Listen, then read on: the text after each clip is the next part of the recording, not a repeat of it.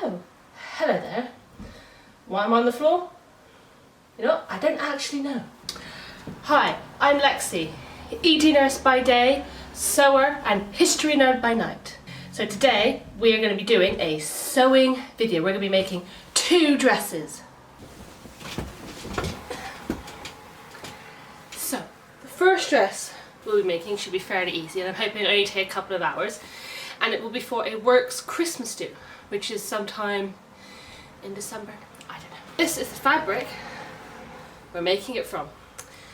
Now, you may be wondering why this is going to be my Christmas dress for work. It's red.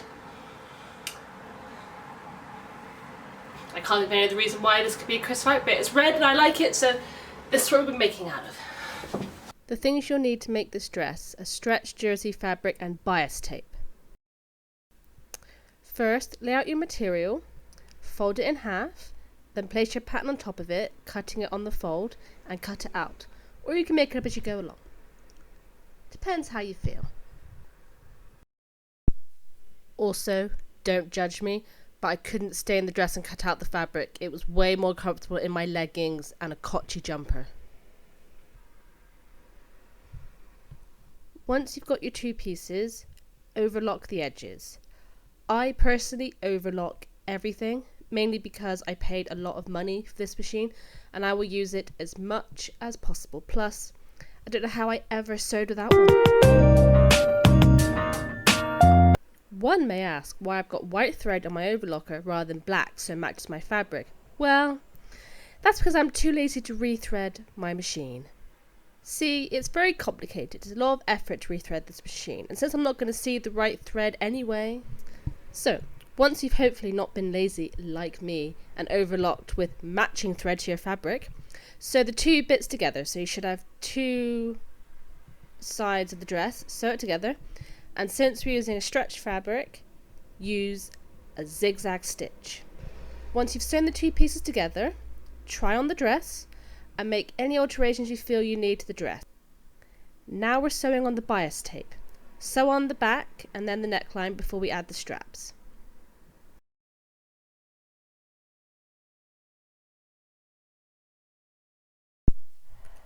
Also, if you want to watch on how not to re-thread your bobbin, then look no further.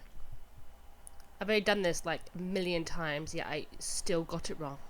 What are you going to do?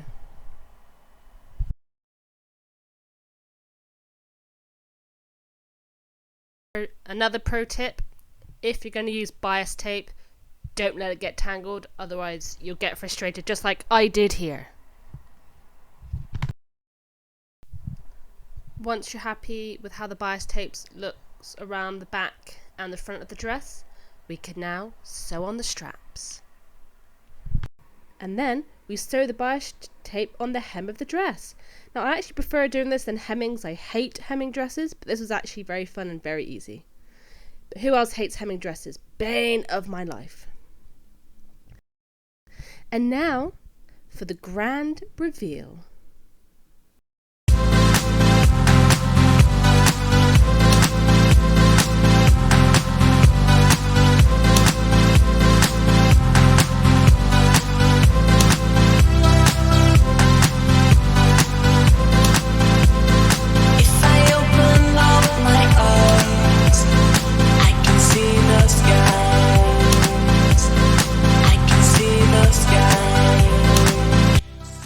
Also, what's great about this dress is you can dress it down with a leather jacket. I would have also have worn my biker boots, but they were very wet from the rain today. Sexy, right? I have to say, this dress is super comfy. Now I'm in my dressing gown right now because it's a tad chilly and I refuse to turn on the heating, but seriously, look, I could seriously stay in this dress all day. I mean, no, this is a look, you know, dressing gown, dress, don't you think? Totally look. This dress is like super comfy and I could probably sleep in this, you know. But yeah, love the dress. Cannot wait to wear this for work.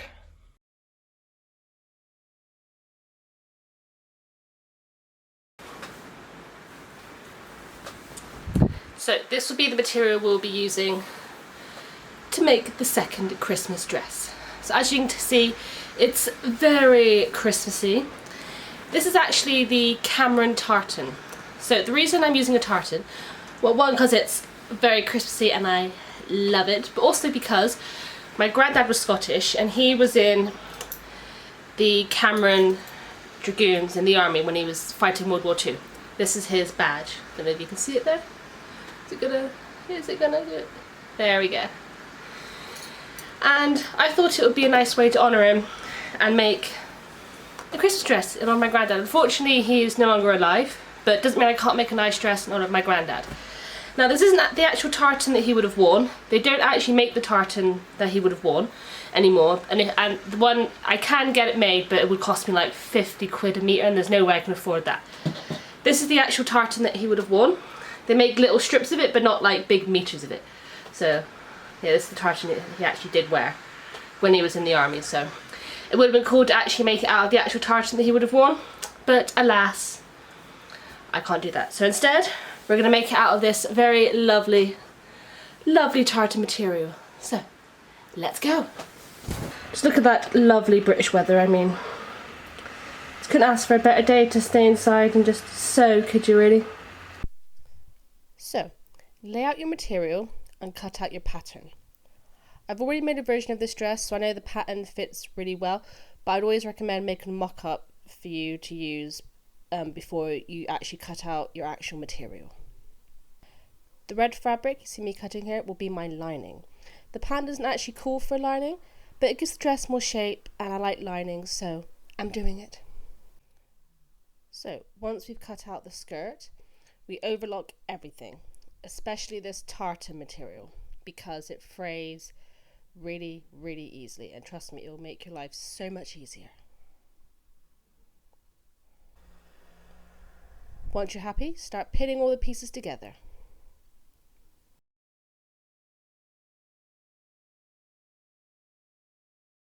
Do the same for the lining, and once you've pinned it all together and you're happy, sew it all together, so then you should have two pieces of the same bodice. And as you can see here, we are now attaching the lining to the bodice. To attach the lining to the bodice, you sew along the top part of the bodice, and then you turn it over and make sure you push out all the seams. And you do this before you attach the cups of the bodice, and then followed by the sleeves. Fun fact, even though I'm a nurse, I can't actually say out loud the actual names of people's private areas, such as women's, and men's. I don't know why, but I just can't do it. I'm such a prude and I'm a nurse. It just ain't right. So here we are sewing the cups. So we cut out 4 pieces, you sew the cups down the middle together, and then you sew the 2 parts together. So it's a double layered cups. Hello there, we are now on day 2 of making the second Christmas dress. Now, you may be wondering why I am wearing a dressing gown in the middle of the day. Now, rest assured, I am fully dressed under my dressing gown. I am wearing leggings, jeans, a top and a jumper and my dressing gown. But, fun story. I've spent all morning at my boyfriend's house. He has just moved house and I've spent all morning there helping the gas people sort out his boiler. Now, bit of a backstory. My boyfriend has just moved into a very old house, no insulation, no double glazing, and his boiler is older than me. Now, I'm not going to say how old I am, but it's over 20 years old. Yes, I'm older than 20. And so he's got no gas or electricity or heat. No, he's got electricity, but he's got no gas and no heating in his house. And his house is freezing. So I'm in his living room. I'm wearing leggings under my jeans, a top, a jumper, a scarf, plus my winter leather. Now my winter leather is so thick, I can't actually move my arms. And I'm still cold. And since coming home, I cannot warm up. Hence why I am now wearing my dressing gown. So that is why I am sewing in my dressing gown. And enjoying loads of tea. And having a mini roll for a snack.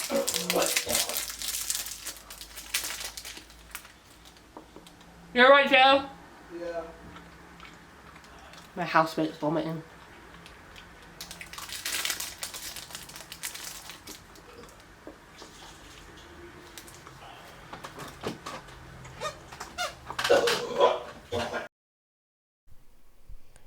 to sew the cups onto the bodice, you sew on the bottom line once you've gathered the cups and you sew it together.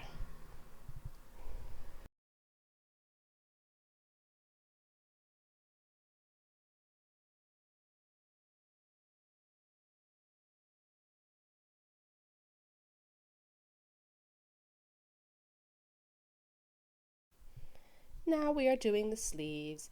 Attach the lining to the tartan. Then what we do, we sew along the outside of the top so we can add in some elastic. Then we do the same round to the bottom.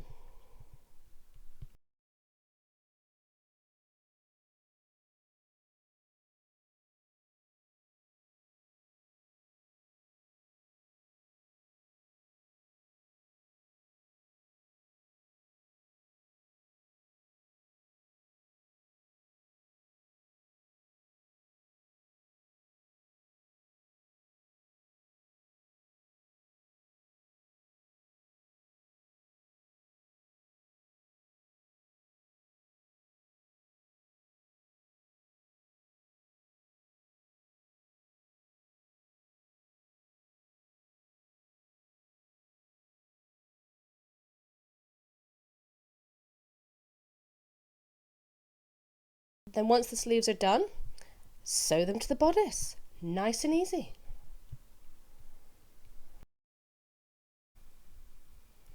Now it's time for the skirts.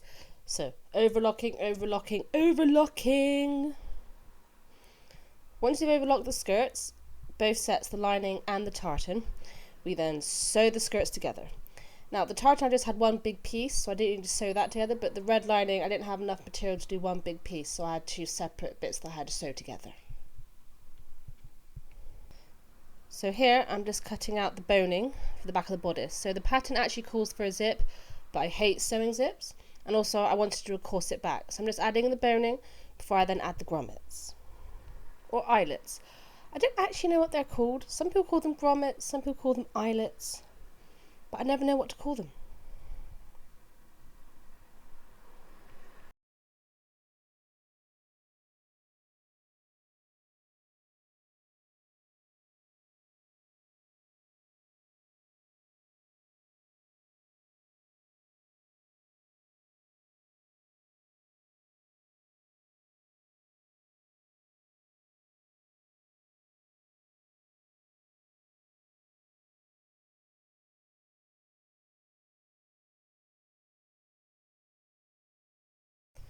Right, now we are attaching the skirts to the bodice. So first we attach the lining to the lining part of the bodice that we left open at the bottom, and then we attach the tartan bit to the tartan bit. Nice and easy. And once you've attached the skirt to the bodice, turn the dress the right side out. Sorry, wrong side out. And then we sew at the back, leaving a slight hole at the back so I can actually get in and out of the dress.